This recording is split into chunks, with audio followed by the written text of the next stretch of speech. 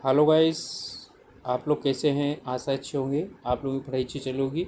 आप सब लोगों का एक बार फिर से आपके अपने ऑनलाइन प्लेटफॉर्म प्रयाग एकेडमी में बहुत बहुत स्वागत है। आज हम लोग उपस्थित हुए हैं आपका CUET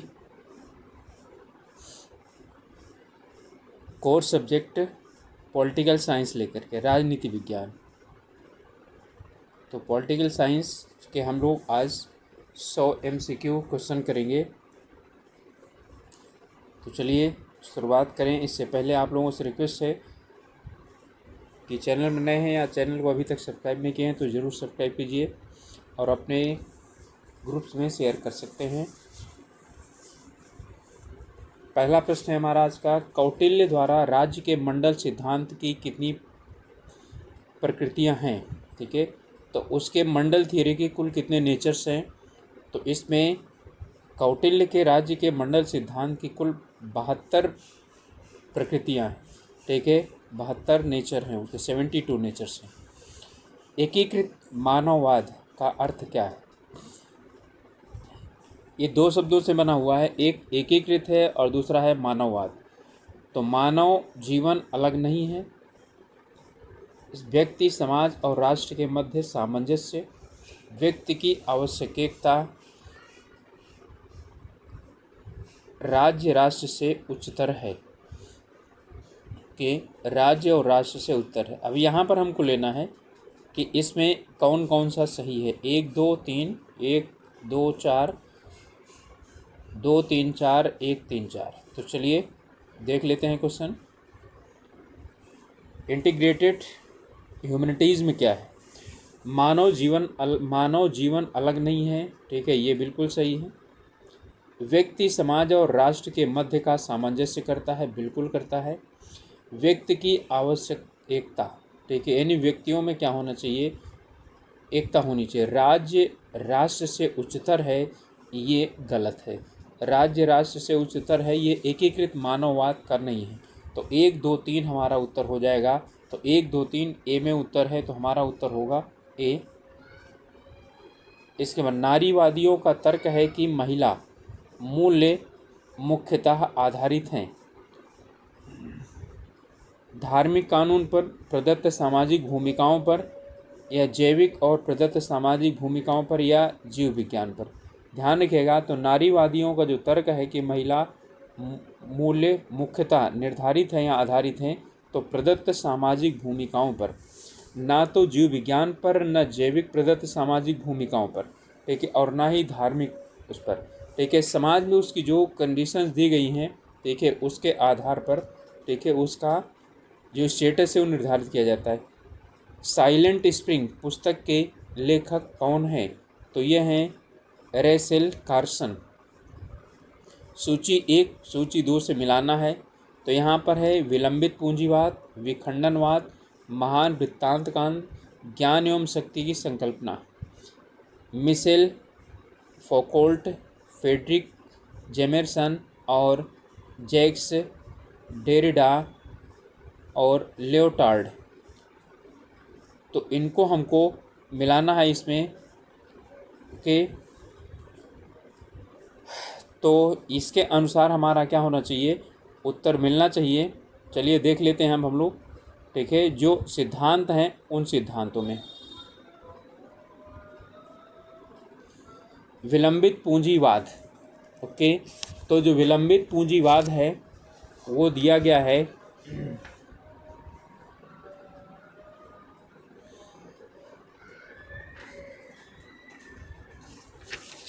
विलंबित पूंजीवाद, ये फ्रेडरिक जोमेसन का है।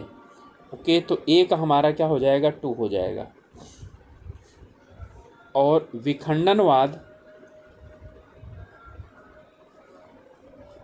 ठीक है, विलंबित पूंजीवाद इसका हमारा हो गया 2, नंबर 2। और विखंडनवाद, जो विखंडनवाद है वो जैक्स डेरिडा का है। ठीक है, तो विखंडनवाद यहाँ पर 3 आ जाएगा, तो ये हो जाएगा 3। और महान वृत्तांतों का अंत, वो महान वृत्तांतों का अंत के हैं लियोटार्ड। तो लियोटार्ड इसमें है नहीं, वो चौथे पर हो जाएंगे, तो 4 हो जाएगा। तो 2 3 4 और फिर इसका मतलब है यहाँ पर 1 आ जाएगा, ज्ञान एवं शक्ति की संकल्पना, और ये हो गया 1। तो 2 3 4 1 नहीं मालूम है तो इनको आप लोग नोट कर लीजिए। तो 2 3 4 1 1 में है तो हमारा ए हो जाएगा 2 3 4 1। पंडिता रमाबाई को किस कारण पंडिता की उपाधि दी गई थी? तो इसका कारण है संस्कृत विद्वान होने के कारण। ठीक है, पंडिता रमाबाई को संस्कृत विद्वान होने के कारण उन्हें पंडिता की उपाधि दी गई थी। कार्ल मार्क्स मार्क्सवाद के संस्थापक निम्न में से किस देश के औपचारिक नागरिक थे? ध्यान रखिएगा, यहाँ पर औपचारिक नागरिक की बात कर रहा है, जन्म वाले नहीं। ठीक है, तो वो ना तो जर्मनी थे, ना तो फ्रांस से, ना तो यूके के। ठीक है, इनमें कहीं के नहीं थे। जिन बच्चों को मालूम है कि कार्ल मार्क्स कहाँ के, ठीक है, वैधानिक निवासी थे, वो बता सकते हैं। किसी अन्य को निकृष्ट बनाए बिना, किसी अन्य को निकृष्ट बनाए बिना कुछ उत्कृष्ट बनना इनमें से किससे संबंधित है? यानी किसी को नीचा दिखाए बिना हुई क्या करना, ठीक है, कुछ ऊपर बनना, ये होता है पेरेटो का स्तंभ यानी ऑप्टिमैलिटी का सिद्धांत। ओके, तो किसी को अन्य को निकृष्ट बनाए बिना कुछ को उत्कृष्ट बनाना। ठीक है, तो ये वैसे जो पेरेटो है ये एलीट थियरी देने वाला जो है वो थिंकर है। इनमें से कौन सा एक संगत मेल नहीं है? ठीक है, तो यहाँ पर है फेबियनवाद शांतिपूर्ण परिवर्तन में विश्वास करता है, सही है। शेडी समाजवाद व्यावसायिक प्रतिनिधित्व करता है, बिल्कुल सही है। श्रमिक संघवाद ये ट्रेड यूनियन की बात करता है। लोकतांत्रिक समाजवाद आमूल परिवर्तन की बात करता है, तो लोकतांत्रिक समाजवाद आमूल परिवर्तन की बात नहीं करता। तो ये हमारा क्या चीज़ है, ये सुमेलित नहीं है। अंग्रेज सोचते हैं कि वे स्वतंत्र हैं, जबकि वे केवल संसद के सदस्यों के चुनाव के समय स्वतंत्र होते हैं।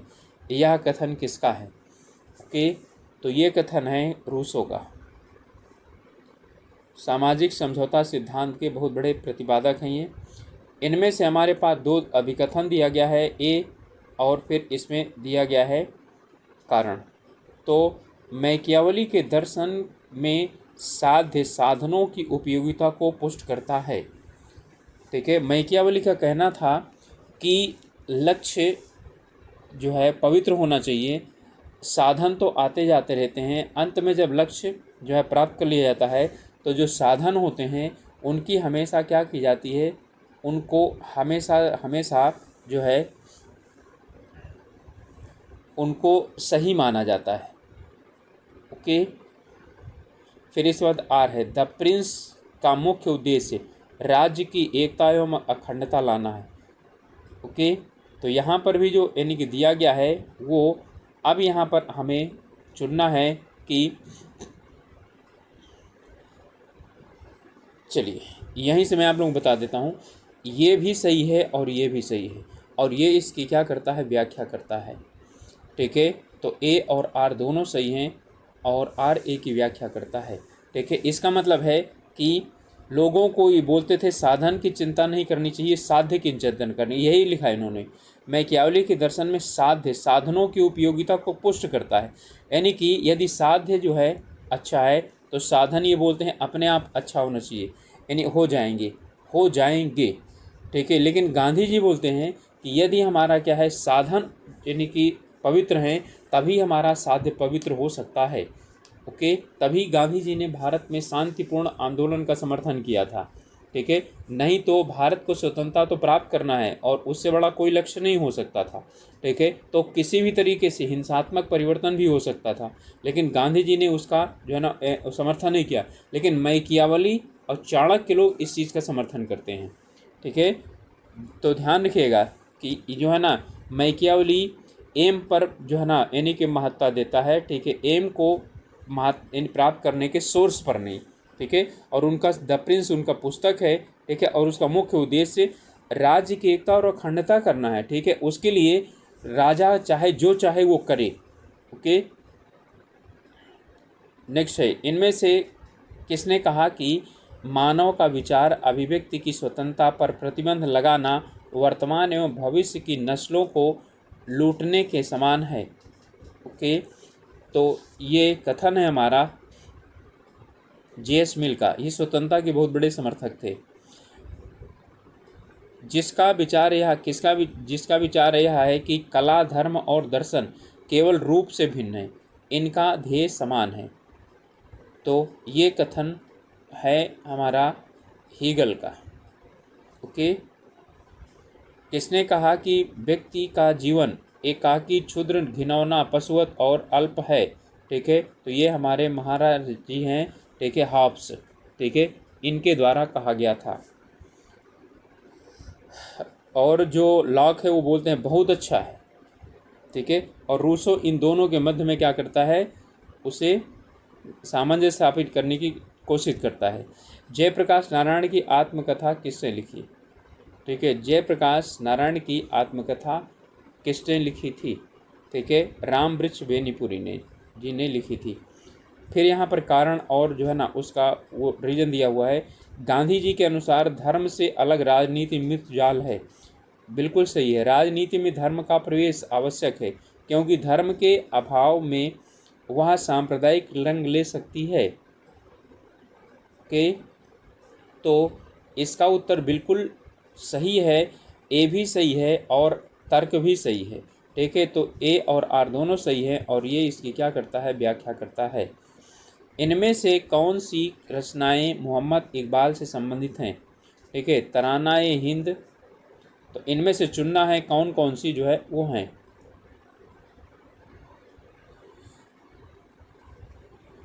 तरानाए हिंद ये उन्हीं की रचना है। The reconstruction of religious thought in India ये भी सही है। The historical role of Islam ये गलत है, इनका नहीं है। दबंग ए दारा ये भी नहीं कहिए। तो 1, 2 और 4, तो ये हमारा उत्तर हो जाएगा सी। अगला है a great and terrible world पुस्तक के लेखक कौन है। तो ये ग्रामसी की पुस्तक है, एंतोनियो ग्रामसी की पुस्तक है ये। किसने कहा है कि राजनीतिक कार्य समस्त आर्थिक कार्यों का जीवन रक्त है। ये माओ जेडुंग, ठीक है, इनका कहना है। इनमें से किस विचारक ने लेखन में प्रथम बार द्वंद्वात्मक पद्धति का प्रयोग किया था। तो द्वंद्वात्मक पद्धति का सबसे पहले प्रयोग किया था, सही तरीके से देखा जाए तो प्लेटो ने किया था। उसके बाद हीगल ने उसको बढ़ाया था और मार्क्स ने बोला कि ठीक है मैं यानी कि इन्होंने इसे विचारात्मक आइडियलिज्म डायलेक्टिज्म था, विचारात्मक द्वंद्वा था। इन्होंने रियलिस्टिक जो है वास्तविक द्वंद्ववाद की बात की। तो इसका उत्तर हो जाएगा प्लेटो। अगला क्वेश्चन है हमारा, इनमें से कौन सा समाचार पत्र तिलक से संबंधित नहीं है। ठीक है, तो कौन नहीं है, हरिजन नहीं है, ये गांधी जी ने निकाला था। ठीक है, केसरी मराठा सुधारक जो है इसमें एक सेकेंड केसरी और मराठा इनके दोनों थे। ठीक है, तो यहाँ से हमको चुनना है, तो यहाँ हो जाएगा 3 और 4। ओके, 3 और 4 इनमें से हमको जो है यानी कि पुस्तक है और उन्हें सुमेलित करना है। Marx Gandhi and socialism, Gandhi and Gandhism, Savitri a legend and a symbol, Gitanjali. ठीक है, तो इनमें जो आपको सबसे सरल लगता हो आप उसे क्या कर लीजिए, पहले चुन लीजिए और फिर उसके बाद उसको मिला दीजिए।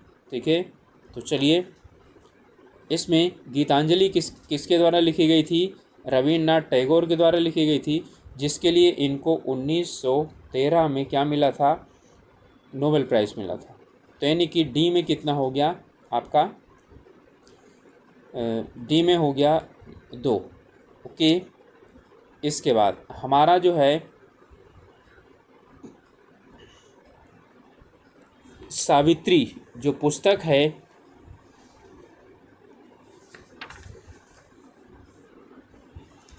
ये किसके द्वारा लिखी गई थी। तो ये आपकी पुस्तक लिखी गई थी अरविंद घोष के द्वारा। ठीक है, सावित्री ही याद रखेंगे तो भी चल जाएगा।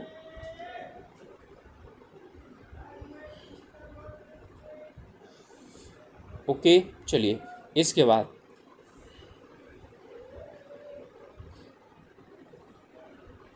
Marks Gandhi and socialism.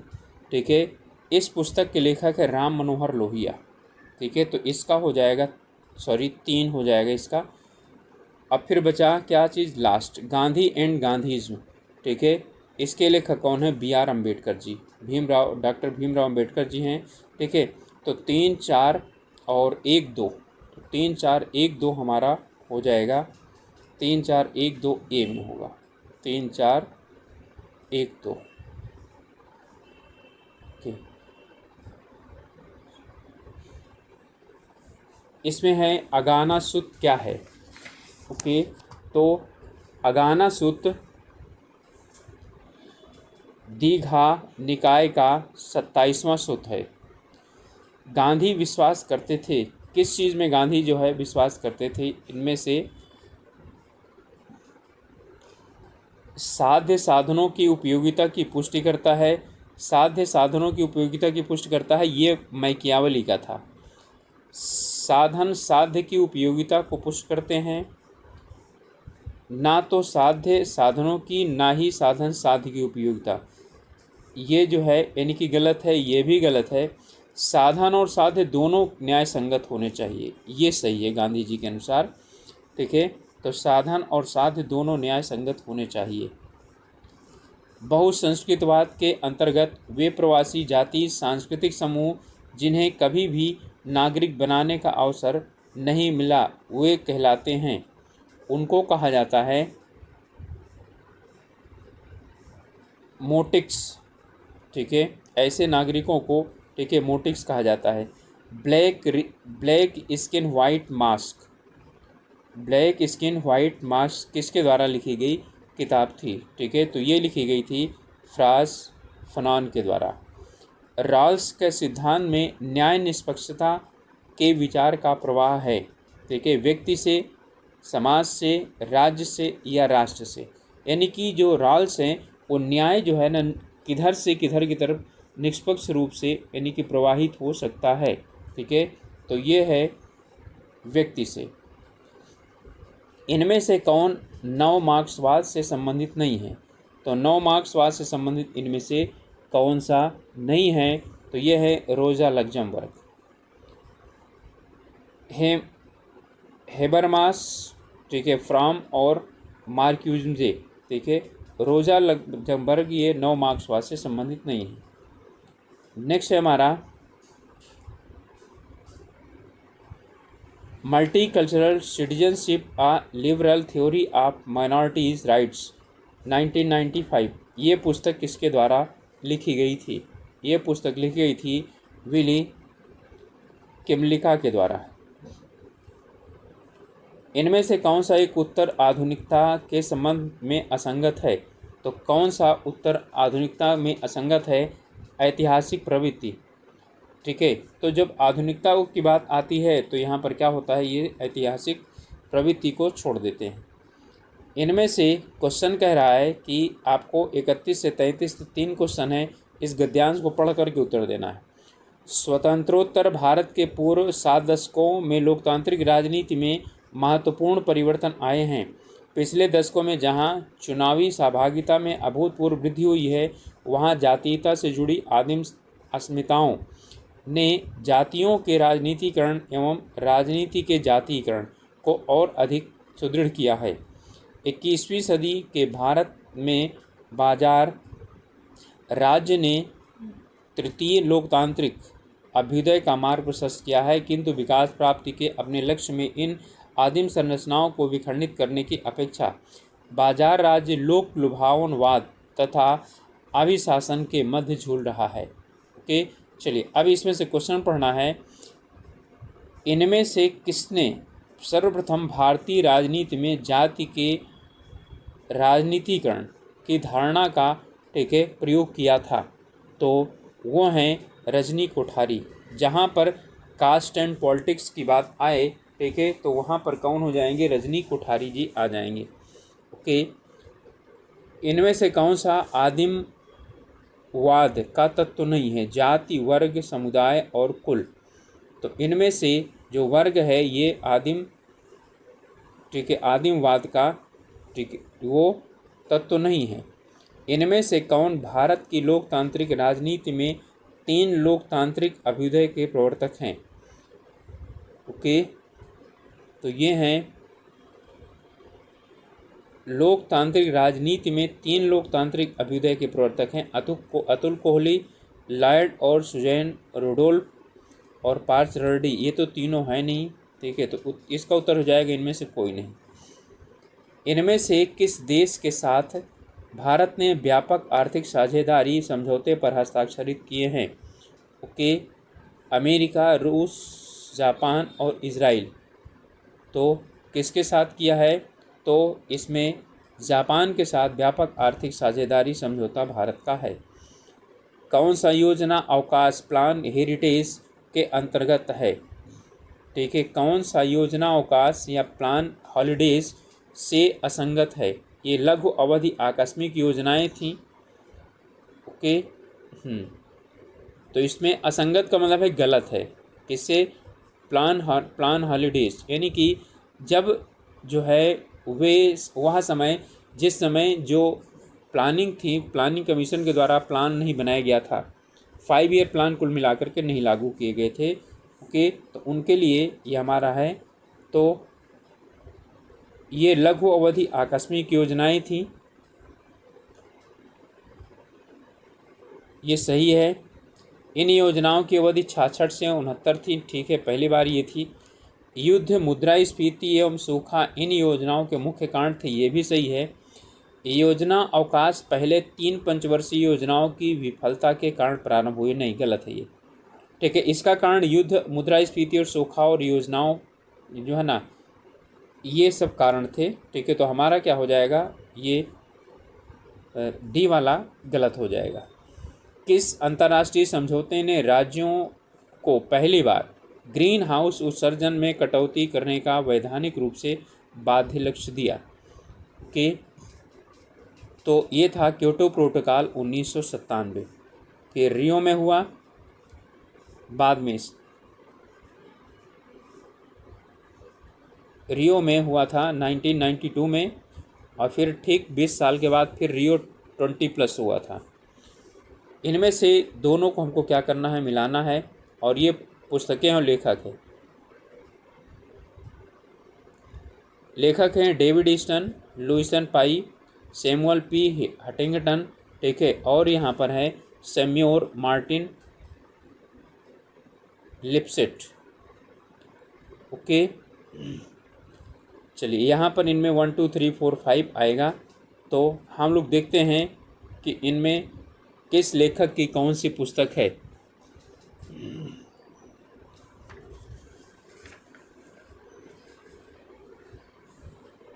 David Easton के, तो डेविड ईस्टन की है ब्लैक बॉक्स। ये इसका मतलब है पहले वाले हमारा हो जाएगा 3, सैमुअल पी लुसियन पाई। तो लुसियन पाई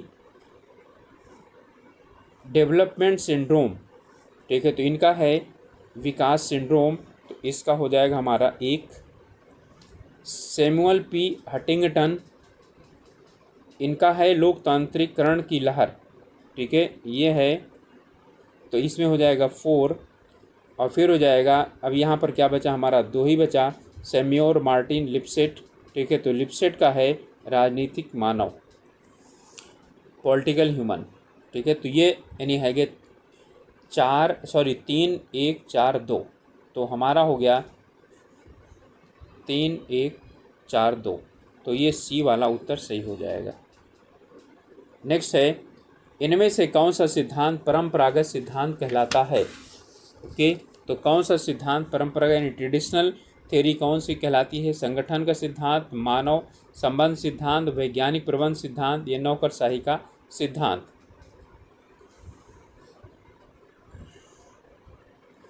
इसमें है हमारा संगठन का सिद्धांत, ऑर्गेनाइजेशन थियरी, ये ट्रेडिशनल थियरी है। किस आयोग या किस समिति ने प्रत्येक जिले में नगरीय एवं ग्रामीण प्रतिनिधित्व के लिए जिला परिषद के सृजन की अनुशंसा की थी? ओके, तो यहाँ पर जिला परिषद के जो यानी कि अनुशंसा करने वाली जो समिति थी वो थी द्वितीय प्रशासनिक सुधार आयोग। ओके, देखिए बलवंत राय मेहता ने यानी कि त्रिस्तरीय और अशोक मेहता ने द्विस्तरीय, और एम.एल. सिंघवी ने जो है ना पंचायतों को संवैधानिक दर्जा देने की बात की थी। एम पुंछी, मदन मोहन पुंछी आयोग किससे अध्ययन के लिए नियुक्त किया गया था? ठीक है, तो ये था केंद्र राज्य सहयोग के लिए। सरकारी आयोग भी इसी के लिए गठित किया गया था। पाकिस्तान के साथ सिंधु जल समझौते के अंतर्गत भारत का किन नदियों पर अनन्य अधिकार है? ये क्वेश्चन बहुत इंपॉर्टेंट है और बिल्कुल पूछा जा सकता है।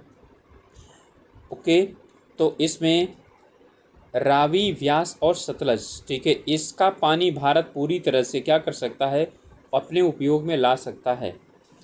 ओके, तो रावी और व्यास और सतलज, झेलम का, चेनाब का और वो सिंध का, इसका पानी जो है वो पाकिस्तान को देने की बात जो है उसमें की गई थी। इसमें है लोक प्रशासन के क्रमिक विकास के स्तर और अवधि, यानी दिया हुआ है, यानी लोक प्रशासन का जो विकास हुआ है, ठीक है, उनमें से हमको बताना है इनमें कौन कौन सा, यानी कि किसके साथ कौन सा मिला हो रहा है। ठीक है, तो सबसे पहले शुरुआत होती है हमारी इनमें। ओके, 1 2 3 4 5 यानी ABCD में हमको जो है वो काउंट करना है। चलिए तो देख लेते हैं हम लोग इसमें।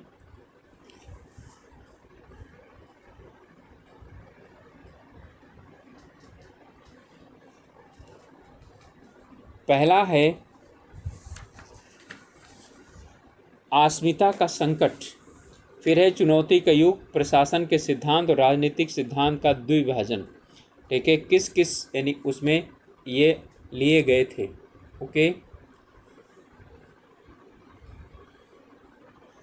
तो अस्मिता का संकट जो है ये आप इसे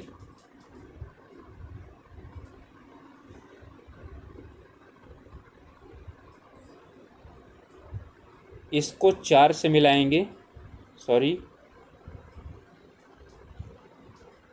इसका 4 से मिलेगा, ये 48 से 70 तक, 1948 से 1970 तक था।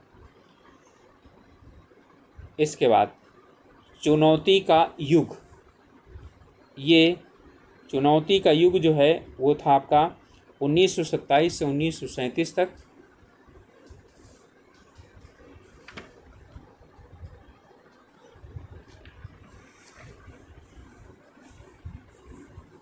एक सेकेंड, ठीक है, चुनौती का युग जो था ये था 1938 से 1947 तक, तो इसका 1 हो जाएगा। तो पहले का 2 और पहले का 4 और इसका कितना हो गया? 1 हो गया। इसके बाद प्रशासन के सिद्धांत जो है ये 1927 से, तो इसका मतलब हो जाएगा 2, और फिर इसके बाद अब आपका बचा 3, तो ये हो जाएगा राजनीति प्रशासन द्विभाजन। ठीक है, ये क्या हो जाएगा आपका 3। ओके, सबसे पहले राजनीति और उसे द्विभाजन की बात की जाती है तो सबसे पुराना है ये। ठीक है, तो यहाँ पर हमारा आ जाएगा 4 1 2 और 3, तो 4 1 2 3 ये लोक प्रशासन के विकास की बात कर रहा है, तो 4 1 2 3 ये हमारा बी वाला उत्तर सही हो जाएगा। निर्धन है इसलिए नहीं कि उनके पास कुछ नहीं है, बल्कि इसलिए कि वे क्या नहीं कर सकते हैं।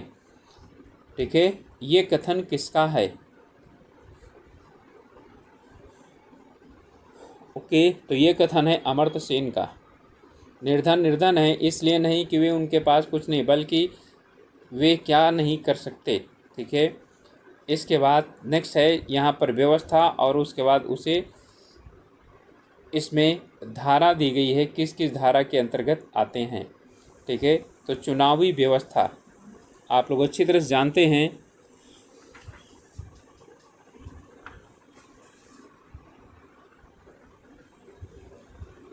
चुनावी व्यवस्था, ठीक है, 324 से 329 के अंतर्गत आती नहीं।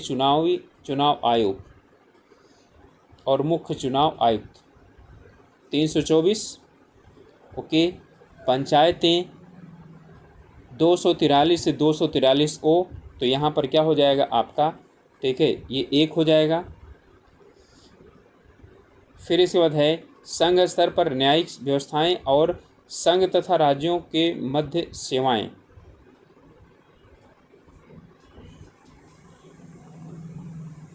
ओके। संघ एवं संघ राज्यों के अंतर्गत सेवाएं, इसमें हमारा आएगा 308 से 323। और फिर इसके बाद है संघ स्तर पर न्यायिक व्यवस्थाएं 124, ओके, सुप्रीम कोर्ट की बात कर रहा है तो 124 के अंतर्गत, तो 124 से 147। तो हमारा जो मेन्यू बना वो क्या चीज़ आ गया, चुनावी व्यवस्था, ये हमारा पहला हो, यानी पहले वाले में 3 हो गया, ठीक है, दूसरे वाले में 4 हो गया, और फिर 1 हो गया, और फिर इसके बाद हमारा हुआ 2, ठीक है। तो 3 4 1 और 2, तो 3 4 1 और 2 हमारा ए में सही है, तो ए हमारा हो जाएगा इसका उत्तर। वैसे यदि आप लोग एक को ही संभाल लें तो अपने आप इसका उत्तर क्या हो जाएगा, मिल जाएगा। किसको, पंचायतें, तो 1 में है, सी का एक उत्तर सिर्फ और सिर्फ किस में है, इसमें है, ठीक है। तो यहीं से आपका उत्तर सही हो जाएगा। कैबिनेट मिशन योजना के सदस्य थे पैट्रिक लॉरेंस, क्रिप्स और अलेक्जेंडर, यही तीनों थे इसके, ठीक है, कैबिनेट मिशन योजना के। चलिए नेक्स्ट है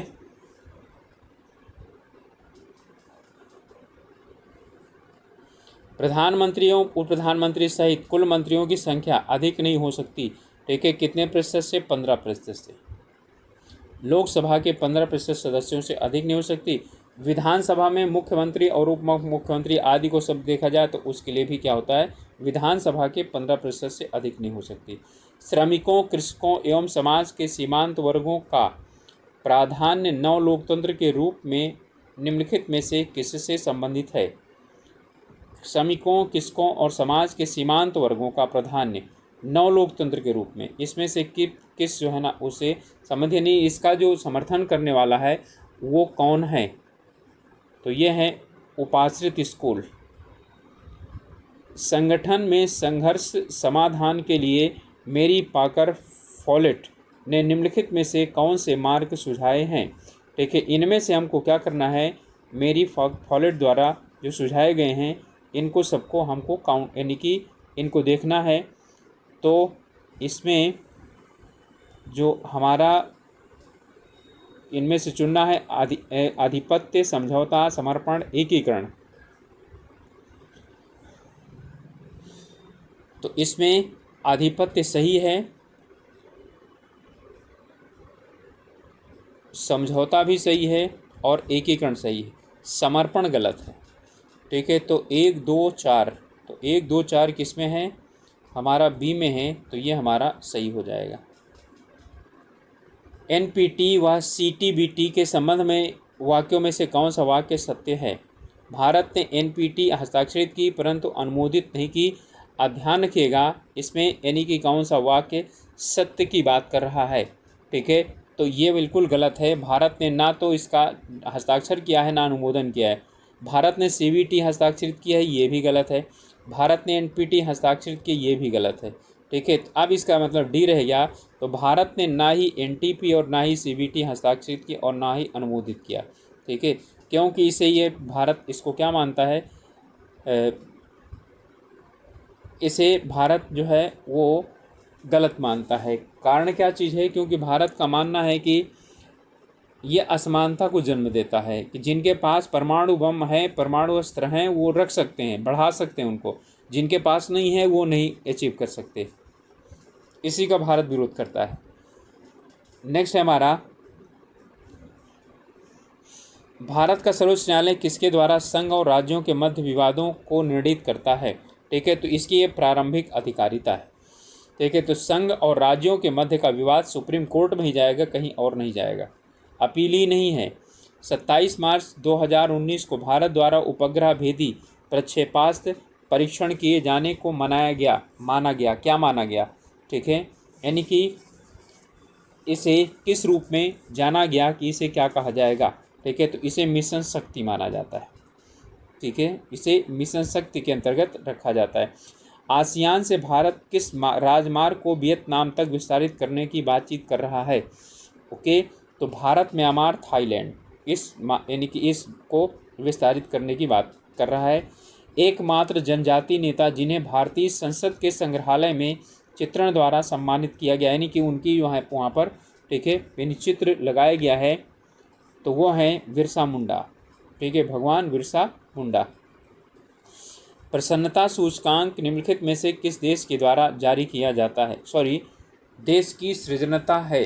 ठीक है, अर्थात ये जो है ना, यानी कि किस देश के जो है के द्वारा ये जारी किया जाता है। प्रसन्नता सूचकांक किस देश में से किस देश की सृजनता है?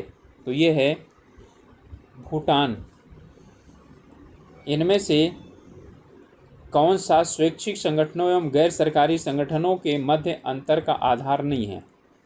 लोकहितैषी, सदस्यता, निधियन, पंथनिरपेक्षता एवं लोकतंत्रीय मूल्यों के प्रतिबद्धता।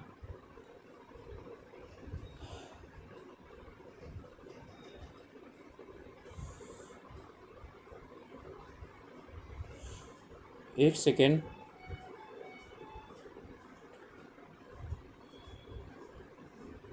ओके। इसमें स्वैच्छिक संगठन और गैर सरकारी संगठनों के मध्य अंतर का आधार क्या है? पंथ निरपेक्षता और लोकतंत्री मूल्यों की प्रतिबद्धता। ये जो है यानी कि इसके अंतर्गत नहीं है। ठीक है, क्योंकि इनसे मतलब ही नहीं इसको। ये लोक हितैषी होते हैं, सदस्यता होती है, इनका निधि निर्धारित होती है, लेकिन इन चीज़ों के पालन करें ऐसा कोई ज़रूरी नहीं। इनमें से कौन सा हंस जे मार्गन्थाओ द्वारा लिखित पुस्तक का यानी पूर्ण शीर्षक है? देखिए, एक कुल मिलाकर के ये हैंस जे मार्गन्थाओ की पुस्तक की बात करता है। ओके, तो उन्होंने जो पुस्तक लिखी है उसका नाम क्या है? Politics among the nation, the struggle for power and peace. ठीक है, ये पूरी पुस्तक का नाम है। ठीक है, वैसे हम पॉलिटिक्स अमंग नेशन की बात कर देते हैं तो तुरंत क्या हो जाता है? ठीक है, ये हम मार्गन्थाओ की किताब मान लेते हैं, लेकिन पूरा नाम उसका है politics among nation, the struggle for power and peace. और इन्होंने पूरा इसी के लिए कहा है। और जिस बच्चे को पता है बताइए, मार्गन्थाओ ने, ठीक है, कुल कितने सिद्धांत प्रस्तुत किए हैं? निम्नलिखित में से कौन सा युग्म असंगत है? समष्टि घट USA, समाविष्ट घट USA, कथन घट इजराइल, सलाद कटोरा भारत और फल कटोरा UK। ठीक है, तो यहाँ पर क्या है? यही वाला डी वाला गलत है, फल कटोरा UK। इनमें से किसने एक पूर्वानुमान लगाया कि 20वीं शताब्दी में औद्योगिकरण की मांगों के अनुरूप नव सामाजिक व्यवस्थाओं की सुयोग्यतावश नौकरशाही अनुपयुक्त हो जाएगी? यानी कि 20वीं सदी में जो है ना, नौकरशाही जो है वो औद्योगिकरण की मांग के आधार पर क्या हो जाएगी? ये अनुपयुक्त हो जाएगी। लेकिन जो है ना, नौकरशाही ने अलग रूप ले लिया, मैनेजरियल जो यानी कि वो हो गया, और उसने इसको और कस दिया। ठीक है, और इनकी ये सोच जो है वो क्या हो गई? वो गलत हो गई।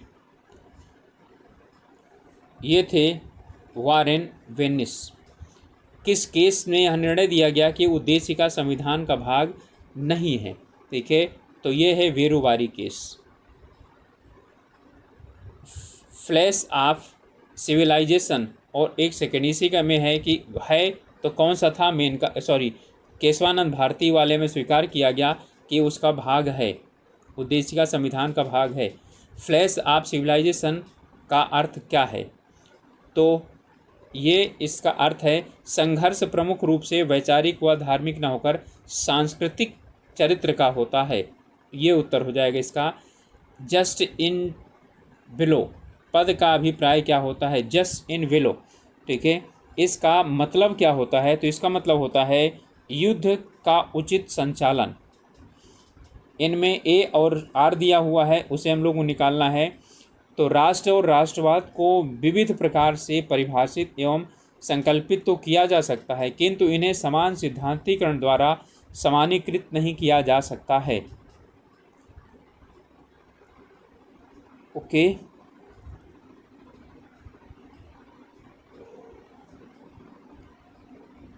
राष्ट्र और राष्ट्रवाद पर विमर्श तो हो सकता है, किंतु समान सिद्धांत नहीं। देखिए ये दोनों क्या है, ये भी सही है और ये भी सही है, ठीक है, और इसकी क्या करता है, व्याख्या करता है। तो ए और आर दोनों सही हैं और इसकी व्याख्या करता है ये। अभिजन परिसंचरण निम्नलिखित में से किसके निकटता से संबंधित हैं? तो अभिजन परिसंचरण का मतलब होता है कि अभिजन क्या होते हैं, बदलते रहते हैं, ठीक है। तो ये किससे किससे लगातार जो है ना ये संबंधित है, तो ये अभिजन का क्रमावर्तन से संबंधित है।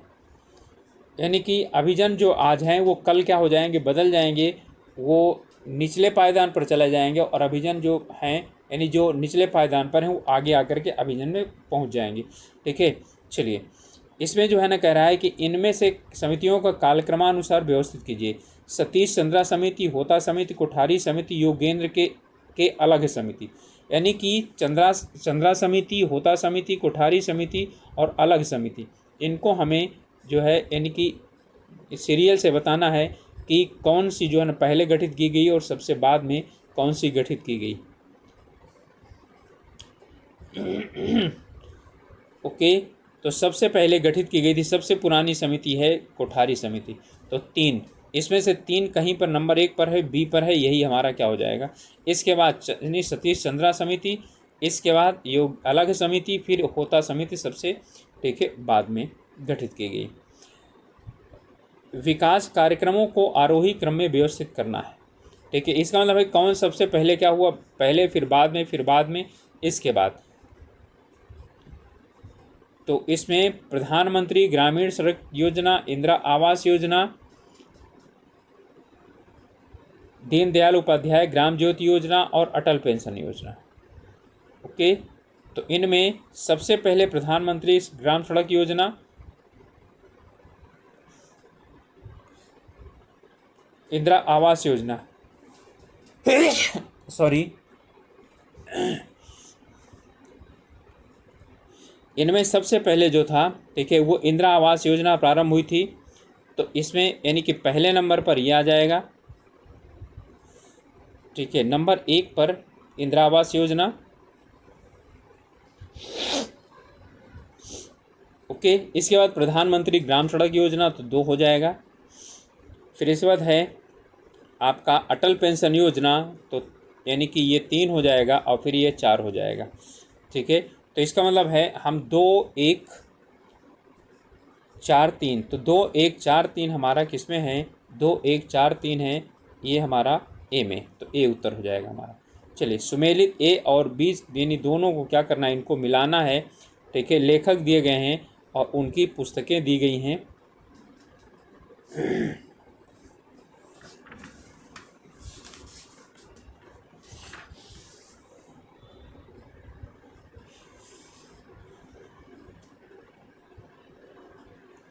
Granville Austin, Morris Jones, M V Pylee, Ivor Jennings. और इनमें जो किताबें दी गई हैं इनमें से ही हम लोगों को चुनना है। इनमें ग्रेविन ऑस्टिन की जो पुस्तक है वो द इंडियन कॉन्स्टिट्यूशन, ऑस्टिन ने भारतीय कॉन्स्टिट्यूशन में काफ़ी ज़्यादा यानी किया है। Indian constitution cornerstone of the nation, ठीक है। तो यहाँ पर हमारा क्या हो जाएगा, ऑस्टिन की, इसमें पहले वाले में हमारा हो जाएगा 3, ठीक है। मॉरिस जोन्स की है the government and politics in India, तो यहाँ पर हो जाएगा 1। एमवी पायली, तो एमवी पायली की जो पुस्तक है कॉन्स्टिट्यूशनल गवर्नमेंट इन इंडिया, ठीक है, तो ये क्या हो जाएगा, 4 हो जाएगा। इसके बाद आइवर जेनिंग्स, अब आइवर जेनिंग्स की जो है वो क्वेश्चन है यानी किताब है some characteristics of Indian constitution, ठीक है, तो यहाँ पर हो जाएगा आपका 2, ठीक है। तो 3 1 4 2 जो हमारा होगा वही उत्तर हो जाएगा। तो उत्तर हो गया ए, 3 1 4 2। भारतीय संविधान में इनमें से कौन सी सेवा वर्णित नहीं है? भारतीय प्रशासनिक सेवा, भारतीय पुलिस सेवा, भारतीय विदेश सेवा, भारतीय न्यायिक सेवा। ठीक है, तो कौन सी नहीं है? भारतीय न्यायिक सेवा। ओके, तो भारतीय न्यायिक सेवा का वर्णन भारतीय संविधान में कहीं पर भी नहीं है। ओके, चलिए नेक्स्ट है हमारा स्टेसियोपॉली अध्ययन है। किस चीज़ का अध्ययन है? तो ये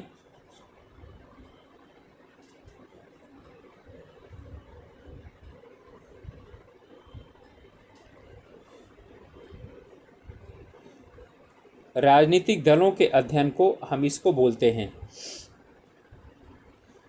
भारत में चुनाव आयोग द्वारा परिभाषित निम्नलिखित में से कौन सा राजनीतिक दल का वर्णित वर्ग नहीं है? राष्ट्रीय दल है, राज्य दल, क्षेत्रीय दल और पंजीकृत या अमान्यता पंजीकृत यानी अमान्यता प्राप्त दल। तो इसमें जो है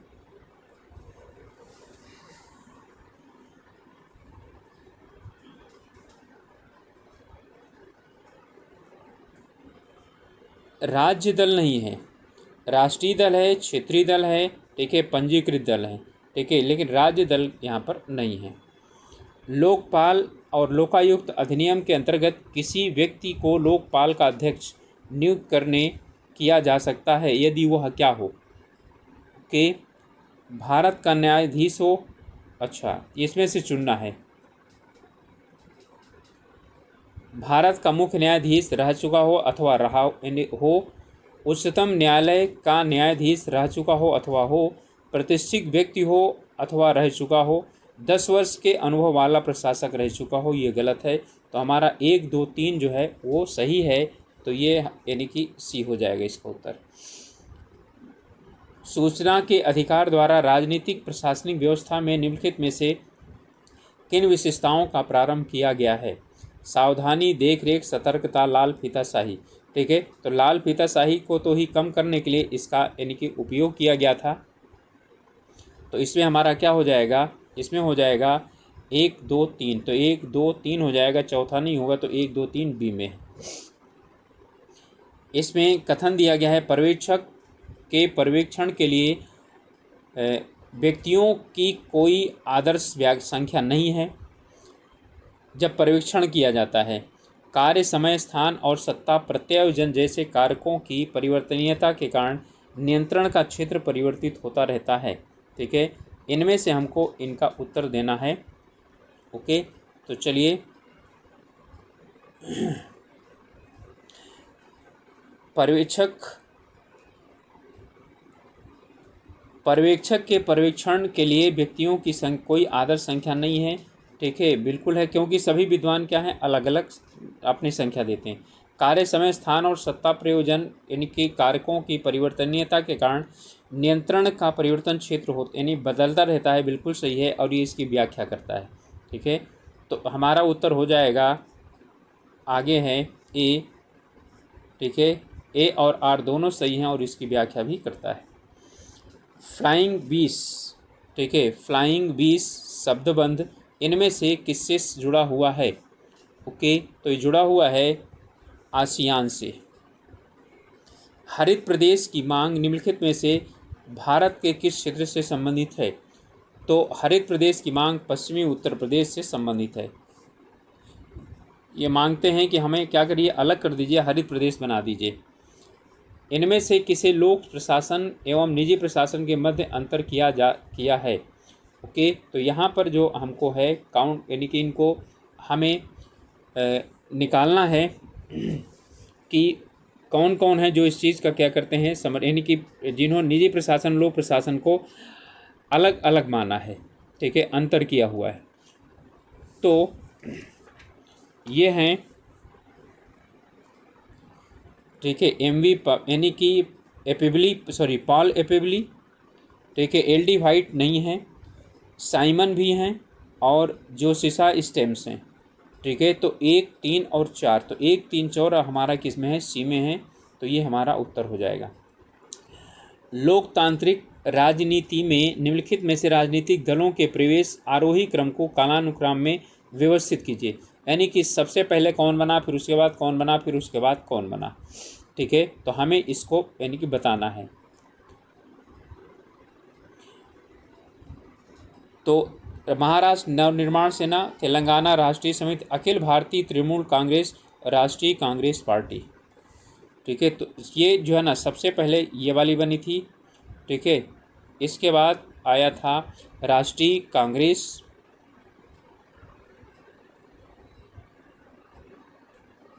फिर इसके बाद तेलंगाना राष्ट्रीय समिति, फिर सबसे लास्ट में ठीक है यानी महाराष्ट्र नवनिर्माण सेना। तो इसका मतलब है 4 3 2 और हमारा हो जाएगा 1, तो हो जाएगा उत्तर बी, 4 3 2 1। इनमें सुमेलित 1 को सुमेलित 2 से क्या करना है, मिलाना है।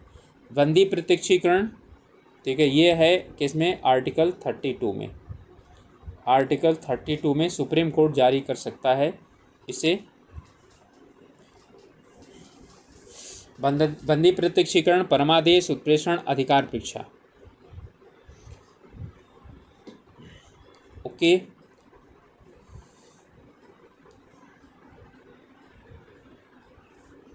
तो चलिए इसका उत्तर देखते हैं हम लोग।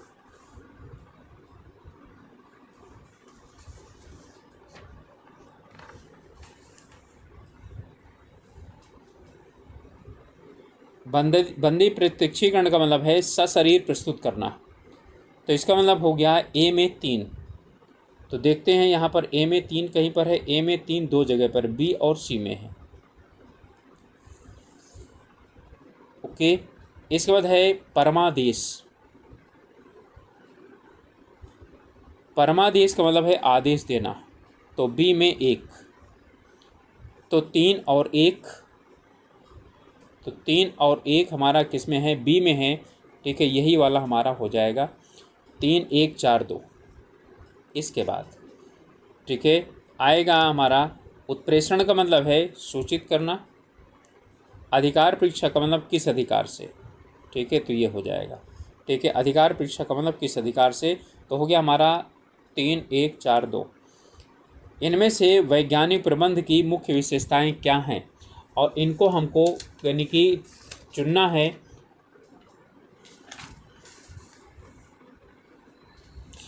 एकल प्रशासनिक विज्ञान, जिसके सिद्धांत न केवल व्यापार बल्कि सरकार, धर्म और अन्य संगठनों पर भी लागू होते हैं। वैज्ञानिक प्रबंधन की बात कर रहा है। ठीक है, तो प्रशासनिक विकास एकल प्रशासनिक नहीं, एकल नहीं होगा, ये तो कई का जो चुना हुआ है ना। कार्यात्मक फोरमैनशिप यह है इसके अंतर्गत। योजना एवं क्रियान्वयन का पृथक्करण, ठीक है, ये भी है इसके अंतर्गत। विभेदात्मक खंडशः कार्य योजना, ये भी है। तो 2 3 4 ये हमारा ए सही हो जाएगा। ओके, नेक्स्ट है, इनमें से कौन 9 लोक प्रशासन के कथ्यों को 5 मदों के अंतर्गत संक्षेपित करते हैं।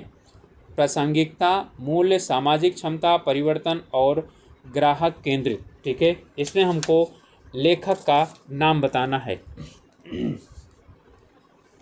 तो ये हैं फ्रैंक मेरिनी। ठीक है, इन्होंने प्रासंगिकता, मूल्य, सामाजिक क्षमता, परिवर्तन और ग्राहक केंद्रितता, ठीक है, इसे इन्होंने प्रशासन से संबंधित जोड़ा है। ब्रेग्जिट का संबंध निम्नलिखित में से कौन सा कथन सत्य नहीं है। ठीक है, इनमें से ब्रेग्जिट का मतलब है ब्रिटेन का एग्जिस्ट करना, यानी बाहर निकल जाना। तो इसमें ब्रेग्जिट का तात्पर्य है यूके का यूरोपियन यूनियन को छोड़ना, बिल्कुल सही है। यूरोपियन यूनियन से संबंध में ने यूके में भारी आर्थिक भार व बेरोजगारी को जन्म दिया था, ये भी सही है। ब्रेग्जिट वाद विवाद ने पीएम डेविड कैमरून को त्यागपत्र देने के लिए बाध्य किया था, ये भी सही है। अब लास्ट में आता है, ब्रेग्जिट के पक्ष में मुख्यतः युवा मतदाता ने अपना वोट दिया, मुख्यतः नहीं सब ने दिया था। ठीक है, तो डी क्या है, इसका उत्तर हो जाएगा। इनमें से कौन से आयोग सर्वाधिक यानी कि सांविधिक निकाय हैं। इनमें से हमें बताना है कि कौन सा जो है वो सांविधिक निकाय हैं। राष्ट्रीय अनुसूचित जनजाति आयोग, ठीक है, तो 338 ए। राष्ट्रीय मानवाधिकार आयोग,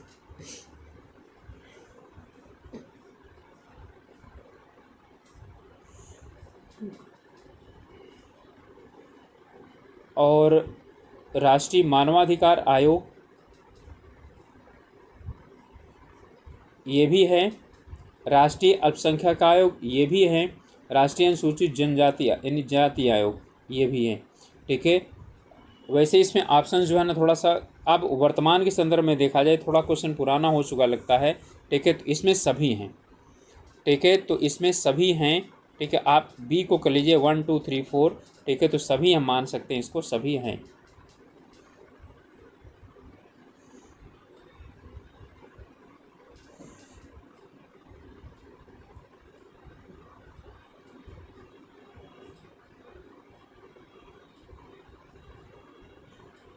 ओके ओके, यहाँ पर सांविधिक निकाय की बात कर रहा है।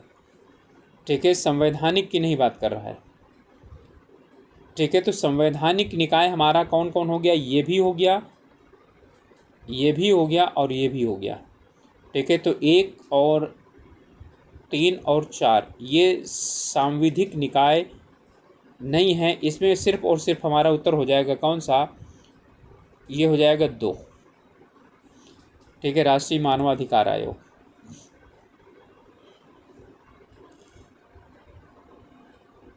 शब्दबंध ABCD इनमें से किससे मुख्यतः संबंधित है? ठीक है, ABCD इनमें से मुख्यतः किससे संबंधित है? तो ये मुख्य रूप से राज्यों के निर्माण से संबंधित है। जब यानी भारत बना था तो A, B, C और D 4 भागों में बटे हुए थे राज्य। संस्थावाद तथा नव संस्थावाद के मध्य, संस्थावाद तथा नव संस्थावाद के मध्य मौलिक अंतर को मुख्यतः किस सिद्धांत पर आधारित किया जा सकता है? तो इसे किया जा सकता है प्रयोगात्मक आधार पर। इनमें से कौन सी नियुक्तियां भारत के राष्ट्रपति द्वारा वारंट उनके हस्ताक्षर एवं मुहर सहित की जाती हैं? ओके, तो इनको हमको चुनना है।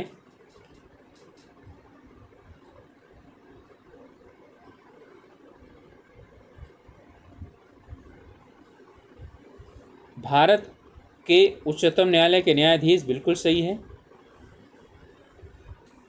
राज्य के राज्यपाल बिल्कुल सही है। संघ लोक सेवाओं के अध्यक्ष और भारत के महान्यायवादी। ओके, तो हमारा ए और जो है ना ए और 2 सही है। कौन कौन सा? ओके, तो ये वाला सही है।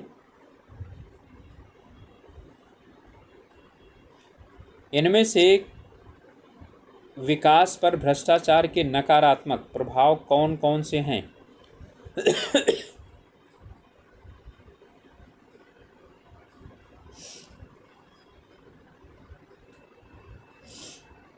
निम्न स्तरीय सामाजिक सेवाएं बिल्कुल सही है। निम्न आर्थिक वृद्धि बिल्कुल सही है। उच्च कर बोझ और सीमित सेवाएं ये भी सही है।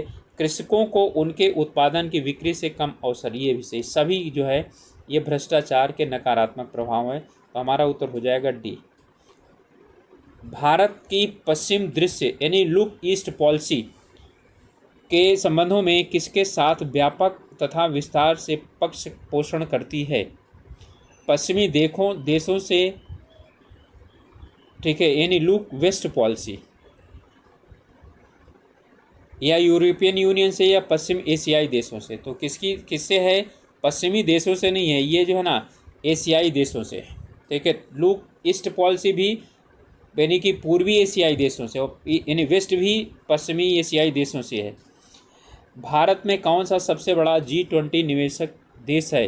ठीक है, सॉरी, भारत में कौन सा सबसे यानी G20 का कौन सा सबसे बड़ा यानी निवेशक देश है जो कि G20 का सदस्य भी है? ठीक है, तो वो है यूके। इनमें से कौन से कर संघ द्वारा उद्ग्रहित किए जाते हैं किंतु राज्यों द्वारा संग्रहित और विनियोजित किए जाते हैं? स्टाम्प ड्यूटी, औषधि एवं प्रसाधन सामग्रियां, बिक्री कर और भू राजस्व कर। ओके,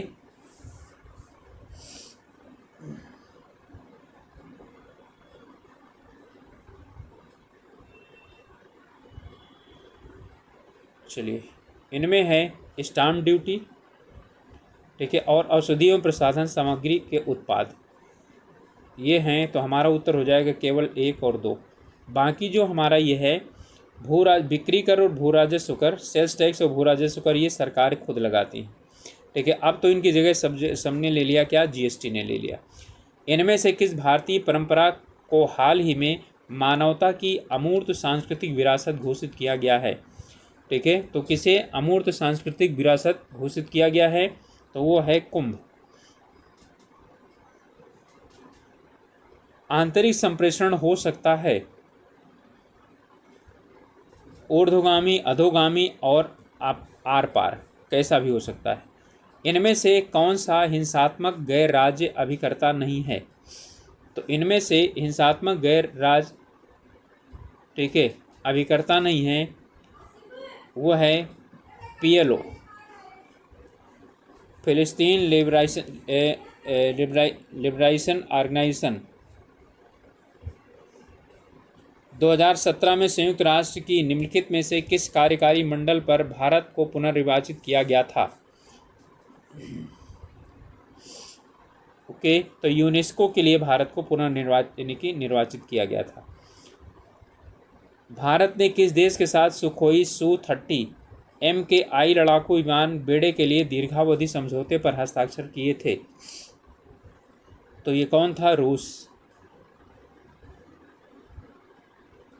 इसके बाद है, किसने कहा था जब कूटनीति का अंत होता है तो युद्ध आरंभ होता है? तो ये थे हिटलर, एडोल्फ हिटलर। आप लोगों से रिक्वेस्ट है कि आप लोगों ने अभी तक चैनल को सब्सक्राइब नहीं किया है, चैनल में नए हैं तो चैनल को ज़रूर सब्सक्राइब कीजिए और अपने ग्रुप्स में शेयर कर सकते हैं। और हम लोग ये भी बता सकते हैं कि हम और कैसे जो है इम्प्रूवमेंट कर सकते हैं। भारत व यूरोपियन यूनियन ने व्यापार संबंधों को प्रोत्साहित करने के लिए किस क्रियाविधि को प्रभावित किया है? अंतर्राष्ट्रीय सुसाधन क्रियाविधि, निवेश सुसाधन क्रियाविधि, वैश्विक सुसाधन क्रियाविधि या EU भारत सुशासन विधि? ठीक है, तो ये है निवेश सुशासन क्रियाविधि।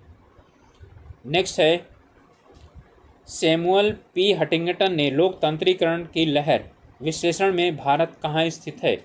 ठीक है, यानी किस जो है ना लहर में है, किस लेयर में है? तो ये है द्वितीय लेयर में, सेकेंड लेयर में। क्रांति की ज्वर से किसकी तुलना की जा सकती है? ठीक है, तो इसमें है हमारा crane Brighton. The intellectual crisis in American public administration, इस पुस्तक के लेखक कौन हैं? इसका संबंध किससे है? The intellectual crisis in American public administration, इसका संबंध किससे है? तो इसका संबंध है लोकचैन उपागम से।